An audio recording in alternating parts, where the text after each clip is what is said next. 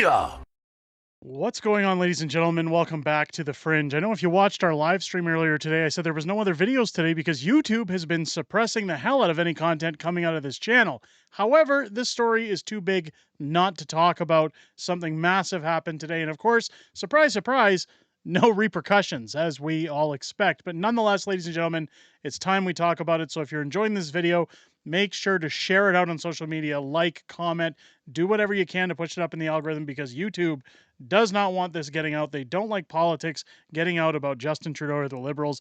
Let's go with Stephanie Kuzy, friend of the channel, first off, Conservative MP, tweeting out today, breaking, the Liberal insiders continue to get rich as nearly $200 million is given to Trudeau's favorite contractor, McKinsey. 71% of contracts were non-competitive and had a frequent disregard for the procurement rules and standards. This government is more interested in rewarding their friends than helping everyday Canadians. Again, wonderful tweet, but we all knew that. We knew that was happening. Now, where did this come from? Well, the Auditor General says that her report highlights finding of massive fraud, corruption, and conflicts of interest. When awarding contracts to companies like McKinsey & Co. and Sustainable Technology, Canada in the sum of hundreds of millions over the last 10 years. Of course, you can see my tweet saying, where are the arrests? Oh, wait, this is Canada. We'll probably give them another contract and say, now you boys don't go and do that stuff again. And of course, somebody chiming in saying, no, the advice will be don't get caught this time. Let's take a listen to what the Auditor General had to say. And then more treason as Liberal MPs should be getting arrested as we speak. This is out of control. Let's take. Thank you for joining me today to discuss the findings of 3 reports that my office released this morning. I will begin with our audit of professional services contracts. It looked at whether federal contracts awarded to McKinsey & Company between 2011 and 2023 complied with applicable policies and provided Canadians with value for money spent. Now, before she gets into it, I just want you to keep a look at her face. Look at the smile on her face while she's announcing this. Like, as if, she's just happy she's getting in front of the camera for a few minutes. No shock, no disdain, no damning of the government for what they've done. These contracts spanned 20 federal organizations, including 10 Crown corporations. The total value of contracts awarded to McKinsey & Company during the period we reviewed totaled $209 million, of which about $200 million was spent. We found that organizations awarding the contracts showed a frequent disregard for federal contracting and procurement policies and guidance. We also found that each organization's own practices often did not demonstrate value for money. The extent of non-compliance and risks to value for money varied across organizations. For example, in 10 of the 28 contracts that were awarded through a competitive process, we found that bid evaluations did not include enough information to support the selection of McKinsey & Company as the winning bidder. I am also very concerned by breakdowns in the Foundation's governance. La Fondation n'a pas toujours respecté. The Foundation was not always following conflict of interest policies, and it failed to comply with the Canada Foundation for Sustainable Development Technology Act.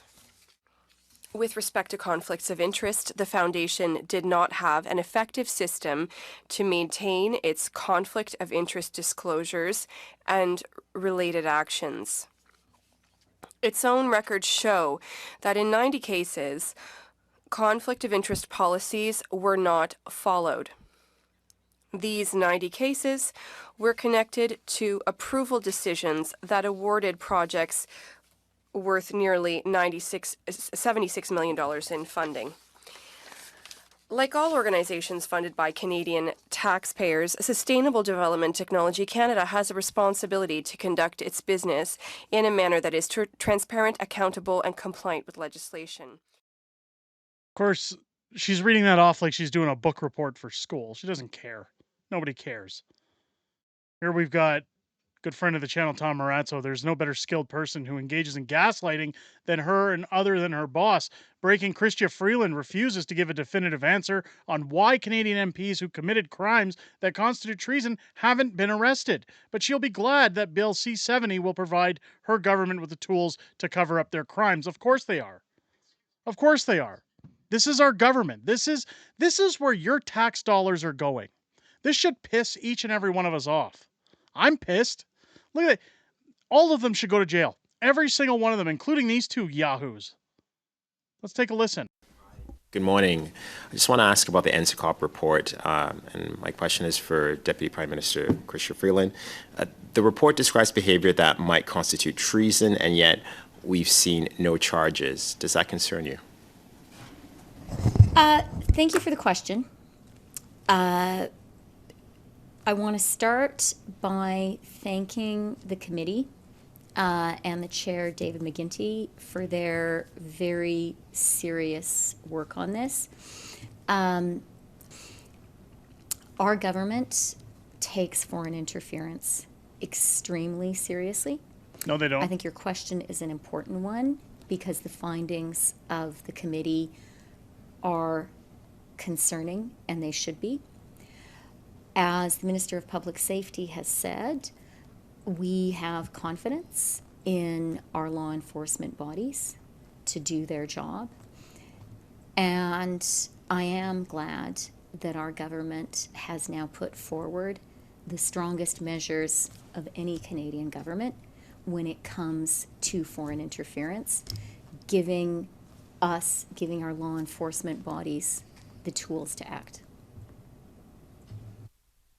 Deputy Prime Minister, you said that the fine Madame la vice-première ministre, vous avez dit que c'est law enforcement to do the work that they have to do. I guess I would ask, doesn't the public, though, have a right to know who these parliamentarians might be, especially as we approach an election sometime soon, possibly this year, possibly more than likely next year?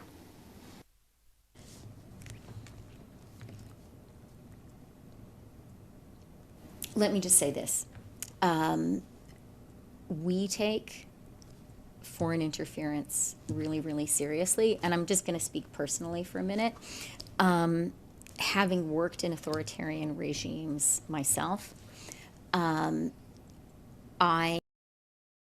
a minute. Did she just say that she works for an authoritarian regime? Did she just call Justin Trudeau an authoritarian regime? I don't know. Call me crazy. take the fight in the world right now between democracy and dictatorship really, really seriously. And I think it's moving to a new level. And I think Canadians should not be naive about the fact that one of the objectives of authoritarians around the world is to undermine democracies. They want to make us think that democracy just doesn't work, and they want to show their own people that they should accept authoritarian leadership because democracy isn't fit for purpose in the 21st century. This is the biggest. I mean, we talked about Donald Trump's trial last week. This is the biggest miscarriage of justice in Canadian history. Open theft, open fraud, documentation. Again, the Auditor General coming forward and saying, look, we have visual proof here. We have proof that funds were mishandled, that contracts were given out that shouldn't have been given out, that there was no bidding amongst other contractors. This is padding the pockets of friends, yet nothing happens. Nothing. If the Conservatives want our vote in the next election, each and every one of you should be calling your Conservative MP offices right now and asking them, why are you deserving of my vote if no arrests are coming, and what's going to prevent you from doing the same thing when you're in power and just not getting caught?